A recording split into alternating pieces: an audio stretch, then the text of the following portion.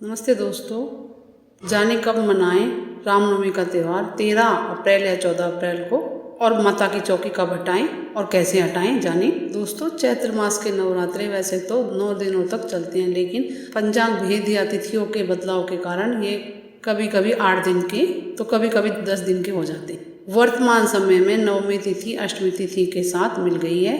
अष्टमी और नवमी तिथि 13 अप्रैल को ही मनाई जाएंगी। जब नवमी तिथि 2 दिन तक चल रही हो तो पहली तिथि के मध्याह्न में नवमी तिथि पड़ रही हो तो उसी दिन व्रत करने का विधान है। जब नवमी तिथि 2 दिनों के मध्याह्न में पड़े तो दशमी युक्त नवमी व्रत करना चाहिए। 2019 में 13 अप्रैल की दोपहर से पहले 11:42 पर नवमी तिथि शुरू हो जाएगी और 14 अप्रैल को सुबह 9:36 तक रहेगी नवमी तिथि। अतः रामनवमी का व्रत 13 अप्रैल को किया जाएगा। रामनवमी 13 अप्रैल को मनाई जाएगी। राम जन्म उत्सव भी इसी दिन धूमधाम से मनाया जाएगा। जिस समय प्रभु श्री राम ने इस धरती पर अवतार लिया था उस समय चैत्र शुक्ल पक्ष की नवमी तिथि और मध्याह्न के समय चल रहा था। नवमी तिथि पर और राम जी का जन्म मध्याह्न के समय हुआ, जो कि 14 अप्रैल को 12 बजे से पहले ही नवमी नहीं रहेगी, इसलिए 13 अप्रैल को ही नवमी मनाई जाएगी। लेकिन नवमी तिथि पर जो लोग हवन करते हैं वो 14 अप्रैल को सुबह जल्दी उठ के हवन कर सकते हैं। 9:36 से पहले हवन कर सकते हैं। और अगर 13 अप्रैल को करना चाहते हैं उस दिन नवमी लग जाएगी 11:42 पर सुबह, तो उस टाइम पे भी हवन कर सकते। अन्यथा 14 अप्रैल को सुबह 9:36 से पहले हवन कर सकते और 14 अप्रैल को ही नवरात्रि पूर्ण हो जाएंगी। राम जन्म शुभ मुहूर्त दोस्तों, क्योंकि चैत्र शुक्ल पक्ष नवमी के मध्याह्न यानी कि 12 बजे राम जी का जन्म हुआ है, इसलिए 12 बजे इनका जन्मदिन मनाएं। 12 बजे शुभ मुहूर्त में इनका पूजन करें और उसके बाद भोग लगाएं, क्योंकि जैसे कृष्ण जी रात को 12 बजे पैदा हुए हैं वैसे ही राम जी दिन के 12 बजे शुक्ल पक्ष चैत्र नवरात्रि की नवमी को हुए हैं, इसलिए 12 बजे राम जी का जन्मदिन जरूर मनाएं।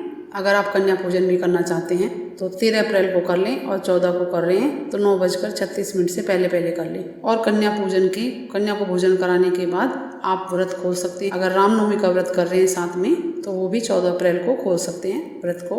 नवरात्रि के व्रत का पालन ऐसे ही करें। और अगर साथ में हवन भी कर रहे हैं तो पहले हवन कर लें, उसके बाद कन्या को भोजन कराएं, उसके बाद खुद भोजन ग्रहण करें। चौकी हटाना और कलश विसर्जन आप 14 अप्रैल को कर सकते हैं। 14 अप्रैल को 12 बजे तक दिन के जरूर कर लें। उसके लिए सवेरे दुर्गा सप्तशती का पाठ करें, देवी सूक्तम का पाठ करें, माँ भगवती से क्षमा याचना करें। अगर नहीं कर सकते तो माता से वैसे ही क्षमा याचना मांग ले। व्रत में जो भूल हो गई हो उसके लिए भी क्षमा मांगे। पूजा में भूल होगी हो उसके लिए क्षमा मंत्र बोल सकते हैं। नहीं बोला जाए तो आप हाथ जोड़ के वैसे प्रार्थना कर सकते हैं। मंत्र बोले ओम श्रीम श्रीम क्लीम ह्रूम या ओम ऐंग ह्रीं क्लींग चामुंडाय विच्चे का जाप करते हुए कलश जाप करते हुए पहले नारियल उठाएं। नारियल को सिर पे लगा पत्नी या बहन की गोद में दे कलश को उठा लें। कलश का जल पहले अपने ऊपर छिड़कें और फिर घर के अन्य सदस्यों के ऊपर छिड़कें। पूरे घर में छिड़कें, रसोई में छिड़कें, बाथरूम में नहीं छिड़कना है, सबसे लास्ट में बाहर की तरफ छिड़कना है, घर के चारों कोनों में छिड़कना है। कलश में पड़े सिक्के को तिजोरी में रखें। हल्दी और सुपारी को जो फूल माला रखी हुई है चढ़ाने के लिए विसर्जन के लिए रखी हुई फूल माला उनमें रख दे, क्योंकि फूल जाती है ये। कलश का जल का प्रसाद भी लें और बचा हुआ जल हो उसको आप स्नान करते हैं उसमें भी डाल सकते हैं, अन्यथा तुलसी की क्यारी में भी डाल सकते हैं। और कलश पर बंधा कलश बाजू या गले में धारण कर सकते हैं, ये कवच का काम करेगा। और कलश पर नारियल अपनी पत्नी या बहन को गोद में दे, क्योंकि माँ से लिया गया नारियल से पुण्य प्राप्ति होती। और उसके बाद जवारों को माँ के चरणों में मोली में बांध के अपने कान में लगा ली और जो कलश का सिक्का है उसके साथ तिजोरी में रख दें जवारों को। अगली बार नवरात्रों तक रखें, उसके बाद उनको पुरानों को निकाल दें, नयों को रख दें, पुरानों को विसर्जन कर दें और जवारों को सब परिवार में बांट दें। बहुत शुभ होते हैं ये, अत्यंत शुभ होते हैं। उसके बाद भी रह जाते हैं तो नदी में विसर्जन कर दें। माता की तस्वीर है उसको मंदिर में रख लें। जो माता को उस दिन फूल माला चढ़ाई थी वो चढ़ी रहने। जो और सामान है जैसे कि चावल है उनको पक्षियों को डाल, फूल मालाएं हैं उनको पीपल के पेड़ की जड़ में चढ़ाए आए। चौकी पे कपड़ा बिछा रखा था वो कुछ पैसे दक्षिणा देके पंडित जी को फूल माला पान सुपारी हल्दी जो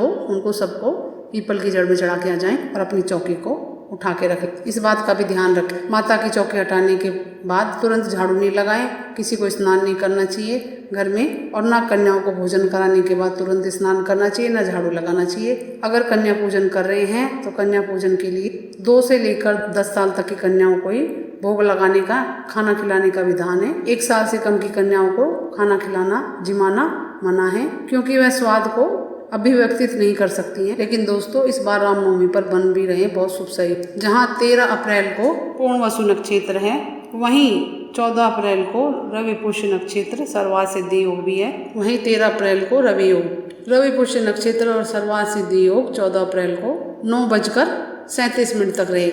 लेकिन श्री राम का अवतरित होने का प्रचलित मान्यता चैत्र मास शुक्ल पक्ष नवमी तिथि मध्याह्न काल और पूर्व नक्षत्र है और पूर्णवसु नक्षत्र है, जो कि 13 अप्रैल को, इसलिए रामनवमी 13 अप्रैल को मना। और कुछ पूछना है दोस्तों कमेंट्स करके पूछे। मेरे चैनल को लाइक करें, सब्सक्राइब करें, शेयर करें। नमस्ते दोस्तों, जय माता दी, जय श्री राम।